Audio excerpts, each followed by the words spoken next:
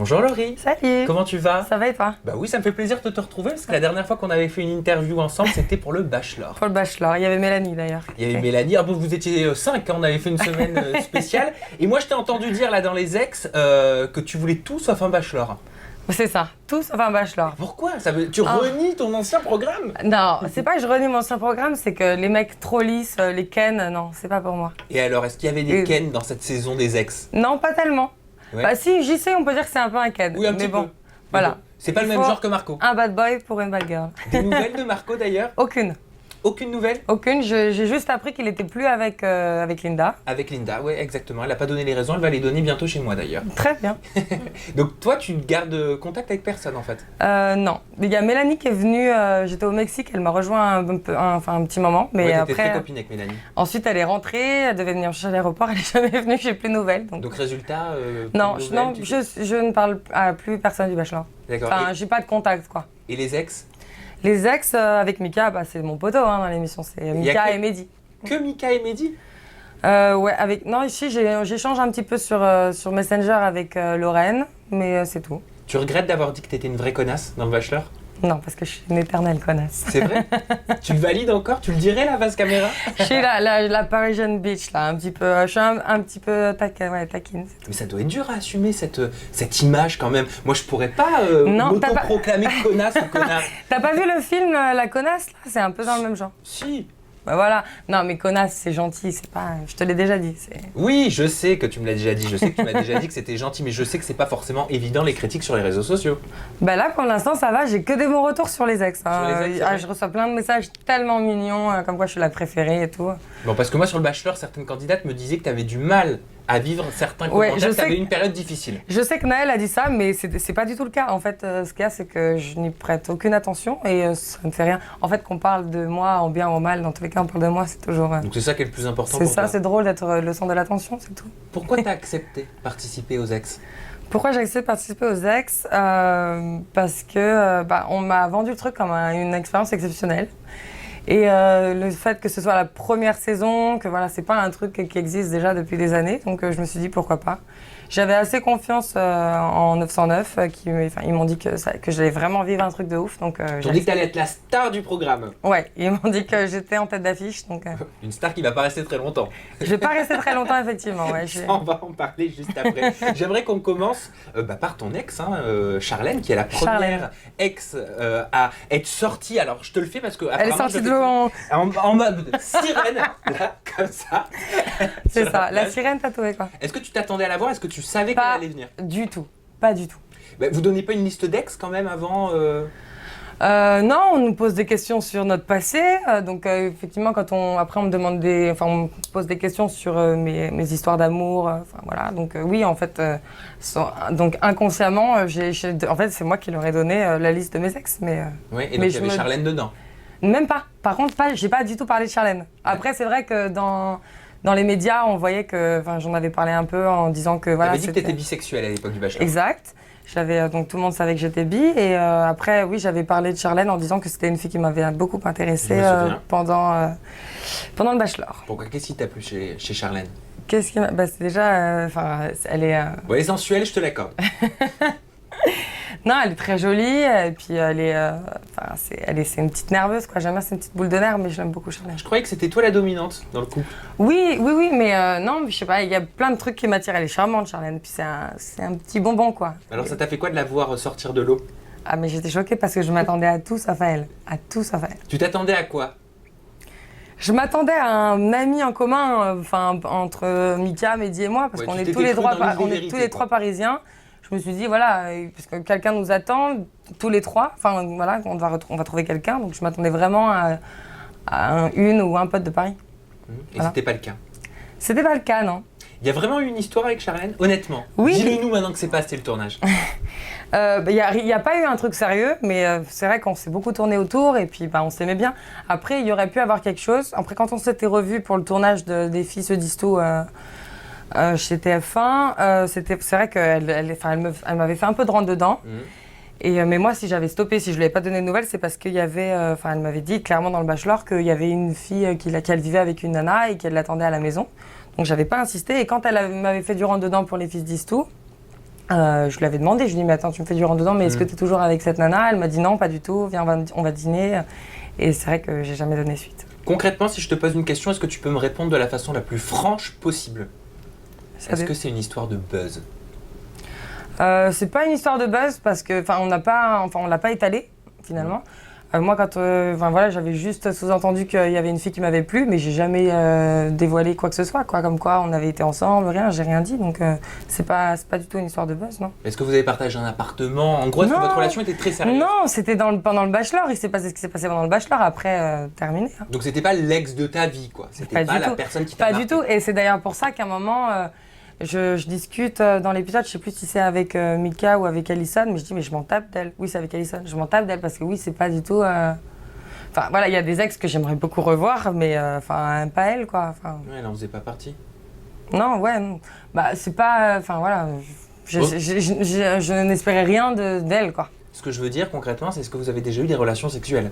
Généralement, mais attends. Ça me regarde, hein, ça va. Oui, non, mais d'accord. Oui, mais à partir du moment où tu vas dans une télé-réalité qui étale ta vie, ton passé, ma question est légitime. Dans le sens où généralement un ex, il s'est passé quelque chose généralement avec un ex. Non, on s'aime bien. Donc il s'est rien passé, je sais pas, niveau charnel? Peut-être. Tu peux laisser le suspense. Je laisserai le suspense. Pour quelle raison? Parce que ma vie sexuelle ne regarde que moi. Très bonne réponse. Voilà.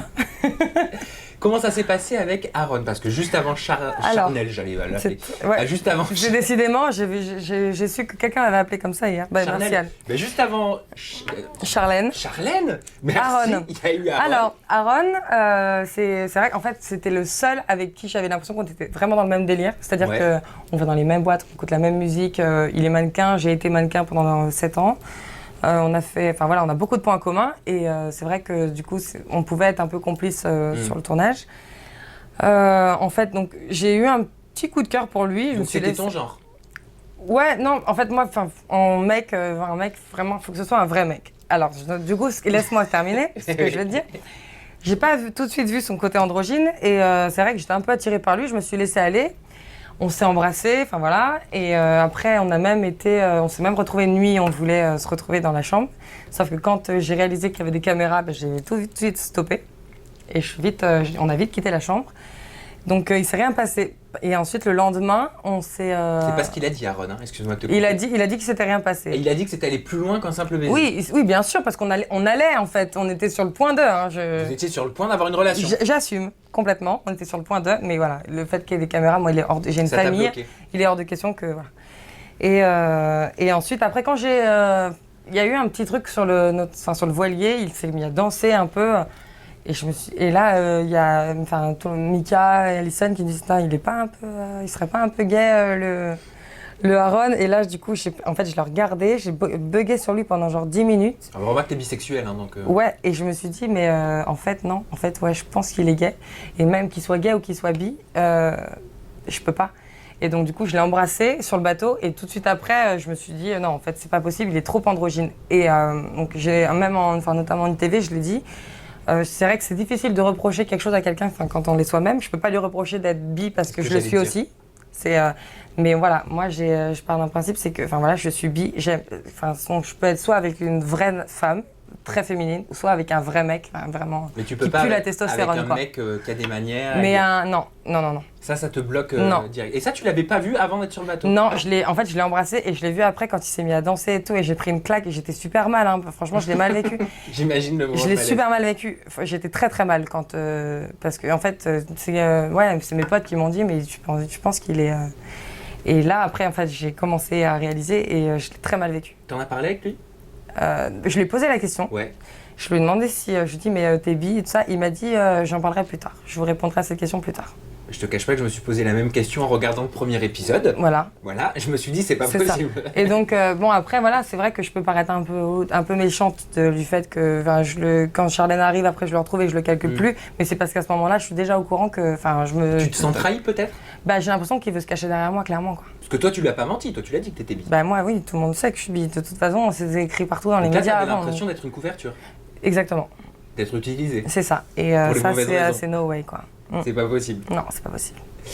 Donc, tu l'as dit, il s'est rien passé avec Aaron, mais est-ce qu'il t'a apporté une réponse à ta question. Est-ce qu'il t'a dit s'il était gay, bi, Non, hétéro? je suis allée vers lui pour lui poser la question et il m'a dit c'est pas le moment, je te répondrai plus tard.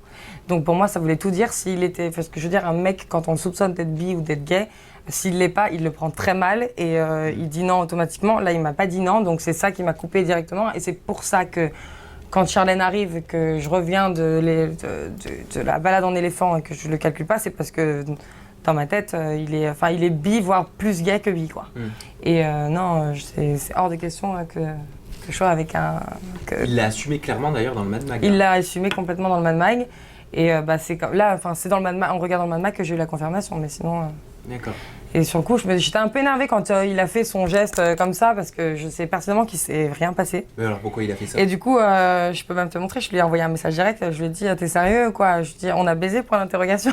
Ouais, tu l'as posé. Il m'a dit non, pas du tout, machin. Je lui ai dit voilà, donc fais pas trop le malin quoi. Mais il me dit mais visiblement t'as pas regardé jusqu'au bout, et c'est vrai, j'avais pas regardé jusqu'au bout. Ouais. Après, il dit qu'il a rien fait, mais après, il revient quand même sur le truc en disant ouais, même si je couche le premier soir, on n'a rien fait quoi. Donc on allait, mais on l'a pas fait. Donc après, je sais pas s'il veut se vanter de s'être tapé à Laurie Marquet, je sais pas ce que c'est son délire, mais c'est pas le cas. Quoi. Donc est-ce que tu sais quel type d'ex il va recevoir? Est-ce que ça va être plutôt des hommes, des femmes? Je pense que ça va être une femme parce que sinon on lui aurait pas posé la question dans le Mad Mag hier, enfin s'il est gay ou enfin bi ou pas. Je pense qu'il reçoit une femme. Mais enfin bon, de toute façon, moi à partir du moment où je me suis posé la question et que, enfin quand je lui ai posé la question à lui, il a pas voulu me répondre concrètement, pour moi c'était déjà fini quoi, c'était over, vraiment. Qu'est-ce qui s'est passé avec Mélodie? On te voit la taquiner un petit peu en l'appelant Violette, donc j'imagine que c'est par rapport à ses cheveux. Je sais pas, à part, enfin elle inspire quand même le mot, je veux dire tout le monde l'appelait Violette, et même au moment où on voit qu'elle dérape, je veux dire il y a Mika qui vient de l'appeler Violette juste avant, moi je sais pas pourquoi elle s'est pris de haine pour moi, j'en ai aucune idée, mais voilà je l'ai appelée Violette, après elle m'a dit si tu me rappelles encore une fois Violette, je tente, voilà. Donc du coup, j'ai poussé, je lui ai dit bah vas-y essaye de me voilà Violette. Et là elle a pété un câble. Et puis bah moi la violence c'est no way quoi. Enfin, mais pourquoi t'as continué de l'appeler Violette? Parce que moi je l'ai entendu dire dans le 3e épisode. Elle dit ma grand-mère vient de mourir il y a pas très longtemps et elle s'appelait Violette. Mais non, déjà on voit juste avant que moi je l'appelle Violette, avant qu'elle me saute dessus, il y a quand même Mika qui l'appelle Violette juste avant. Donc je veux dire en fait, pourquoi elle accepterait de la part de Mika et pas de moi? C'est juste une question.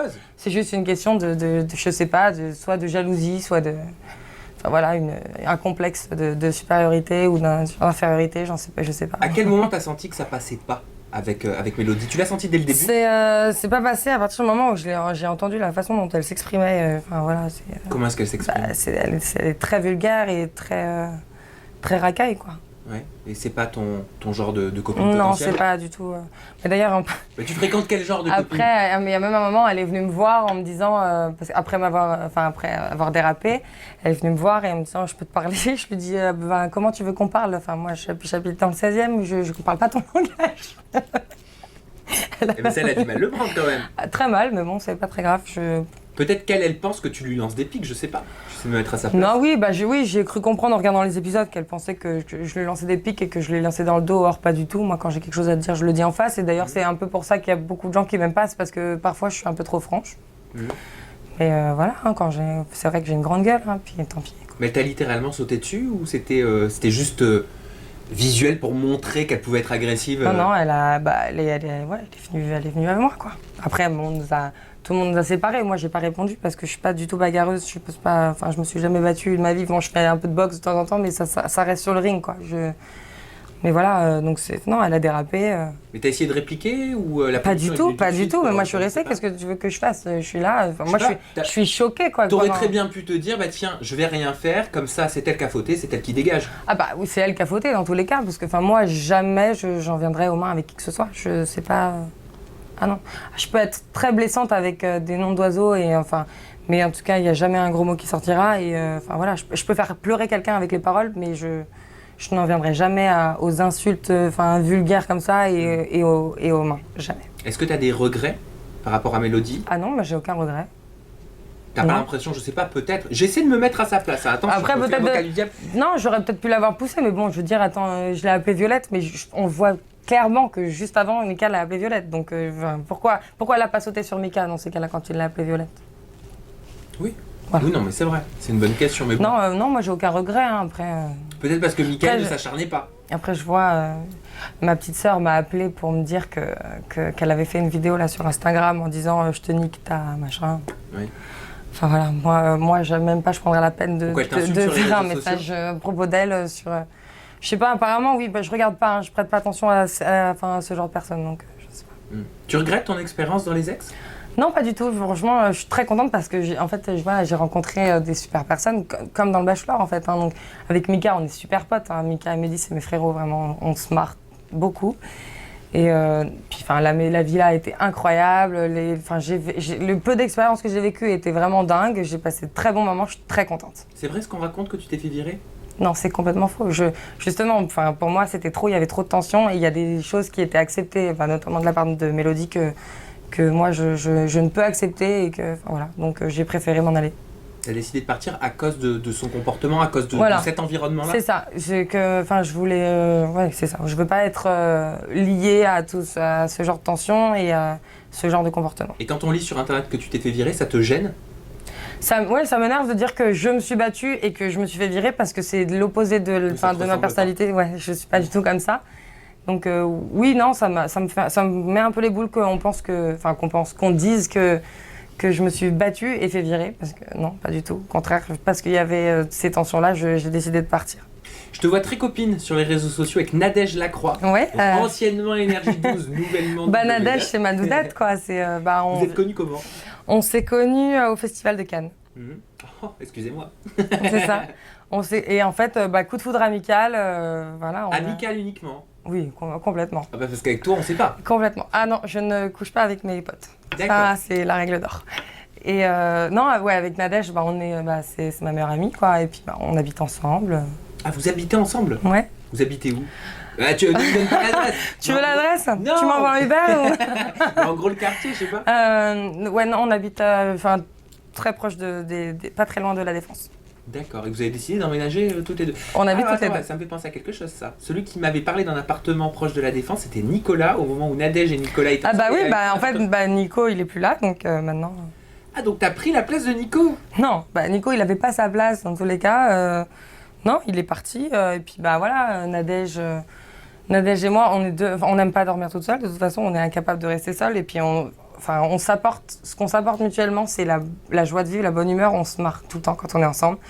Elle est venue à San Francisco fêter mon anniversaire avec moi. On passe des moments incroyables. On est au téléphone tout le temps. Voilà, c'est. T'es au téléphone tout le temps et t'es aux quatre coins du monde aussi tout le temps. J'ai l'impression que t'es une vraie jet-setteuse, toi. Je voyage tout le temps. C'est vrai que je voyage beaucoup. Là, tu vois, j'ai atterri ce matin tu travailles pas à Paris. Ça fait un peu partie de mon travail de voyager, parce que avant le mannequinat me faisait voyager beaucoup, j'ai rencontré beaucoup de monde et puis voilà, après j'assistais à pas mal d'événements à l'étranger.